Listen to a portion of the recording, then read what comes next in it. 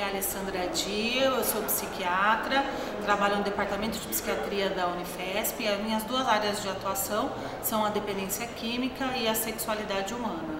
Meu nome é Maurício Landry, eu sou assistente social e especialista em dependência química. Eu trabalho com a equipe do Dr. Ronaldo Laranjeira e no Instituto Bairral de Psiquiatria, onde eu coordeno uma comunidade terapêutica rural chamada Santa Carlota, que é uma parceria público-privada entre o Estado de São Paulo e o Instituto Bairral de Psiquiatria. Atendemos 100 adultos do sexo masculino para internação de média e longa duração e acima de 18 anos. Eu me chamo Valentim Gentil Filho, eu sou professor titular de Psiquiatria da Faculdade de Medicina da Universidade de São Paulo, em São Paulo, onde eu fiz minha residência. Depois eu fiz um doutorado na Inglaterra, no Instituto de Psiquiatria, e eu obtive um PhD em Psicofarmacologia Clínica. Nessa época eu já era professor assistente, depois associado de Farmacologia do Instituto de Ciências Biomédicas da Universidade de São Paulo. Então, eu tenho uma formação médica, depois uma área de pesquisa em Psicofarmacologia Clínica e uma atividade clínica, uma residência de atividade clínica e uma livre-docência e prática clínica em Psiquiatria em São Paulo.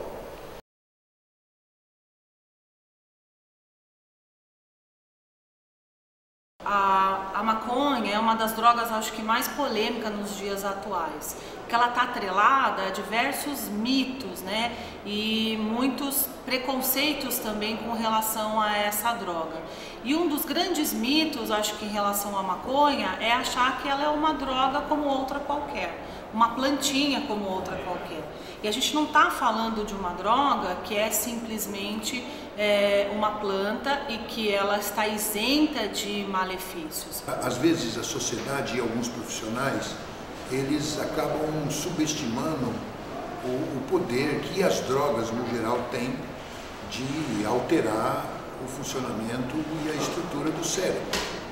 E a maconha, né, por essa concepção ou por esse preconceito de uma droga leve, de uma droga recreativa, ela acaba provocando em alguns jovens e algumas pessoas a sensação de que realmente isso procede e a gente sabe hoje que a composição da maconha, ela, nos seus níveis de THC, ela vem crescendo de uma forma violenta, né? Há 30 anos atrás a maconha tinha 1% de THC, hoje você tem drogas, maconha com 18%, 20% de THC, ou seja, o poder, né, de destruição, o poder de causar o efeito alucinógeno dela, de distorção senso-perceptiva, é muito grande. A questão da maconha ser uma droga extraída de uma planta, portanto ser uma substância natural que pode inclusive ser orgânica, não faz com que ela seja segura, nem que ela seja menos tóxica do que uma substância química. Existe uma porção de plantas que são altamente tóxicas. Comigo ninguém pode, por exemplo, pode matar. E assim uma série de plantas, ópio, a papoula, né? A Rauwolfia serpentina, que deu origem à resepina, digitalis, que deu origem à digoxina, aos digitálicos. São plantas que a gente pode domesticar e que a gente pode extrair delas substâncias de alto valor terapêutico. A morfina é uma coisa indispensável, como a gente sabe. E a cannabis também. Mas a maconha não é uma planta. A maconha é uma forma de preparação da cannabis.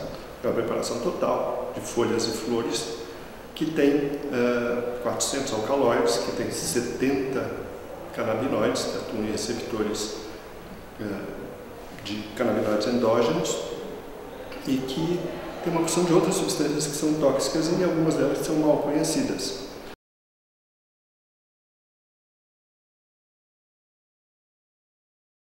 É uma droga que tem um grande potencial, sim, de desenvolver psicose e está atrelado a início de surtos psicóticos e desenvolvimento de esquizofrenia. Quem vai desenvolver esse surto ou não? Claro que você vai falar, tem muitos jovens e pessoas que você conhece que usam maconha ao longo da vida e não desenvolveram sintomas psicóticos. Mas existem algumas combinações gênicas, né, e que predispõem mais esses indivíduos a desenvolver um surto. Ela causa, em alguns casos, uma disfunção psicológica muito contundente, principalmente no desenvolvimento de fobias, de perseguição, de alucinação, de pânico, né, de ouvir vozes, o que pode desencadear uma psicopatologia grave em alguma dessas pessoas.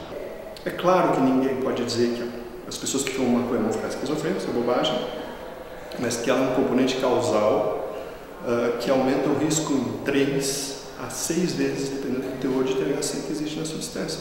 O que aconteceu com o uso de skunk na Inglaterra, depois da divulgação importante dessas informações, caiu o consumo. Claro, quem é que vai se expor a ficar demenciado? Quem é que vai se expor a ficar psicótico com uma doença incurável? É uma forma de suicídio mental. Quem é que vai fazer uma coisa dessas? O que acontece quando você faz o contrário?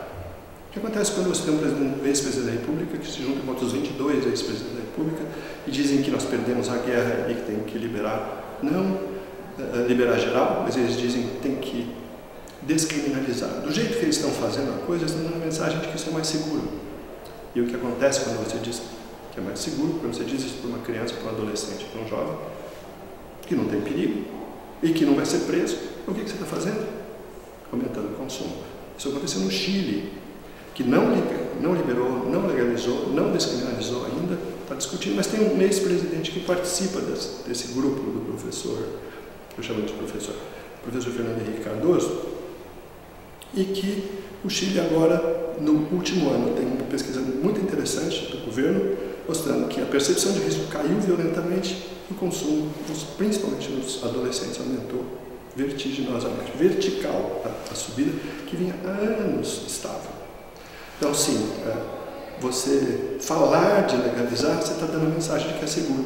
Por que um jovem vai acreditar que você está legalizando alguma coisa que pode matar, deixar demenciado por perdas cognitivas irreversíveis? Claro que não acontece com todo mundo. Que altera a personalidade, que pode dar quadros esquizotípicos de personalidade, que podem ser irreversíveis, que pode precipitar psicose, não só esquizofrenia, que pode aumentar a depressão nas meninas.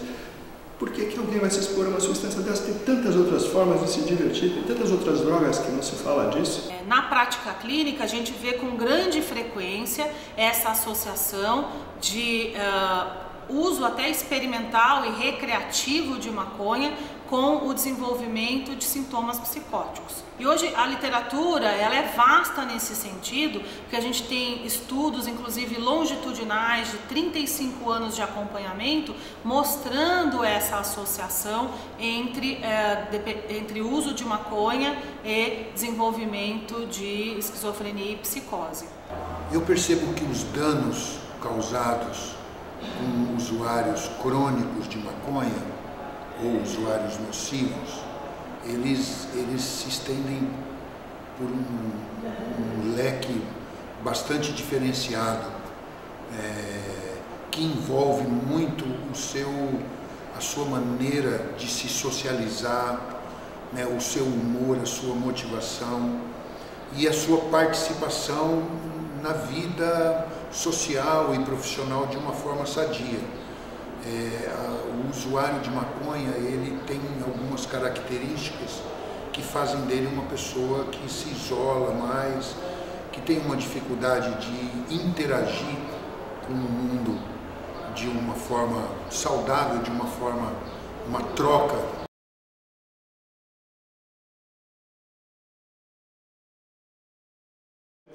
Esse programa é para a geração que hoje tem 15 anos, 12 anos, 18 anos, 20 anos, período em que o cérebro ainda não está preparado para essa agressão do tetanol, tetraidrocannabinol, principalmente quando não tem canabidiol.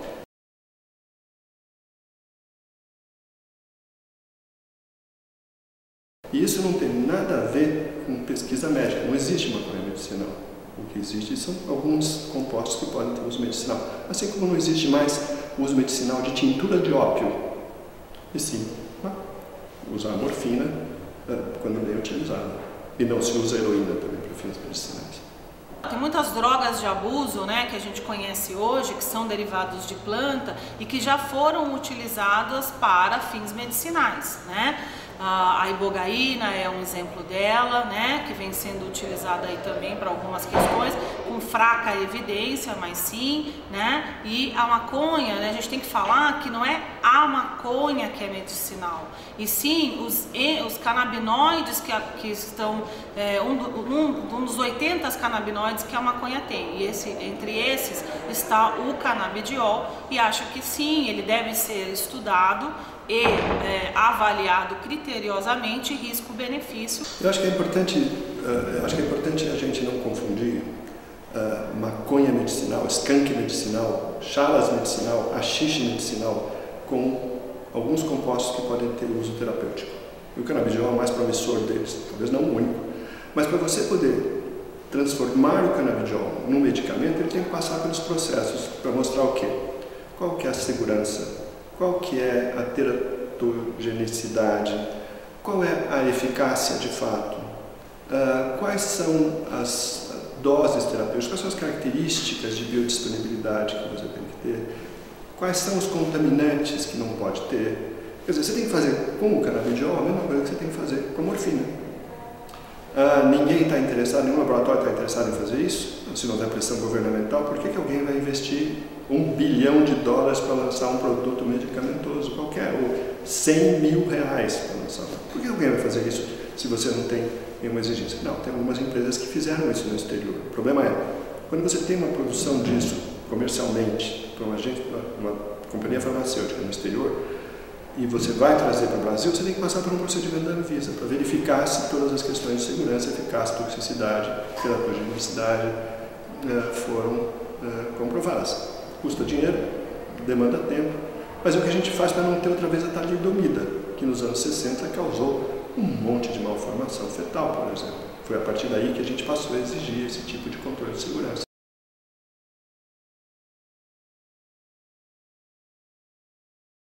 Acho que a experiência que o álcool e o tabaco têm nos mostrado como droga legalizada e com grandes prejuízos já associados, nos dão algum grau de evidência para a gente poder opinar a respeito da legalização da maconha também, né?